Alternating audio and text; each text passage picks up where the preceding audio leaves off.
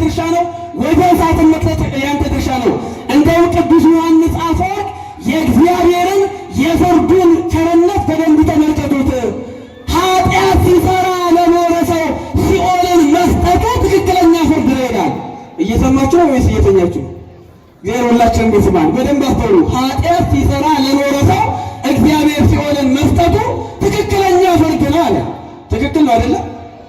አይደለ ወይ? ነው እኮ። ምክንያቱም ሲኦል ልግባ ብሎ አይደል አንድ ሰው በፈቃዱ ኃጢአት የሚሰራ። ስለዚህ ሲኦል እንዲገባ ወዶ ኃጢአት ከሰራ ሲኦል እንዲገባ ለወደደው ሲኦልን መስጠቱ ምንም ክደት የለም፣ ምንም ውሸት የለው። ትክክለኛ ፍርድ ነው። የእግዚአብሔር ትክክለኛ ፍርድ የሚታየው አንዱ ሰው በሰራው ልክ ሰው በፈቀደው ልክ ፍርድ እንዲያገኝ ማድረጉ ነው ይላል ቅዱስ ዮሐንስ አፈወርቅ። ስለዚህ ይህንን ሰው ልትድን ትወዳለህን አለው።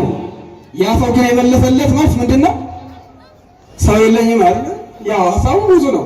ውሃው በተናወጠ ጊዜ የጌታ መልአክ አልፎ አልፎ ይመጣል። በጣም የሚገርመው ነገር ያቺ ቤተ ሳይዳ ወይም የምሕረት ቤት ቤተ ሳህል፣ የምሕረት ቤት የይቅርታ ቤት፣ የቸርነት ቤት ተብላ ትተረጉማለች። በዛች መጠመቂያ ስፍራ በሳምንት አንድ ቀን በዕለተ ሰንበት ወይም በቀዳሚት ዋለ አንድ ቀን ብቻ አንዳንድ ሰው ይፈውስ። ይገርማችኋል። ስለዚህ 38 ዓመት ሙሉ ገብቼ ይፈወሳል። ያው የሚፈወሰው ቀድሞ የገባ ነው። መልአኩ ለቅዱስ ሰማያት ይወርዳል። እንደውም በትውፊት መጽሐፍ ሊቀ መላእክት ቅዱስ ሩፋኤል ነው። እሱ ሩፋኤል ማለት እግዚአብሔር ፈዋሽ ነው ማለት ነው።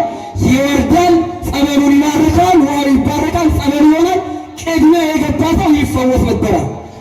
38 ዓመት ሙሉ ደጅ የጠናውን ሰው ኢየሱስ ክርስቶስ መጣና ልትድን ትወዳለህን ብለው ውሃው በተናወጠ ጊዜ እኔን ወደ ውሃው የሚያስገባኝ ስለሌለ እስከ ዛሬ ወደ ውሃው የሚያስገባኝ ሰው የለምና እኔ ሰው የለኝም፣ እንዴት እድናለሁ? መዳንማ ፈልጋለሁ። ክርስቶስም ቢያ የ30 ዓመት ጎልማሳ ነው። ያን ጊዜ 32 ዓመቱ ነው ይላሉ ሊቃውንቱ። በሁለተኛ ፋሲካ ስለሆነ የታምር የተፈጸመው ባለው አንደኛ ፋሲካ ባለፈው ምኩራብ ላይ ያነበብነው የዮሐንስ ወንጌል ምዕራፍ 2 ነው።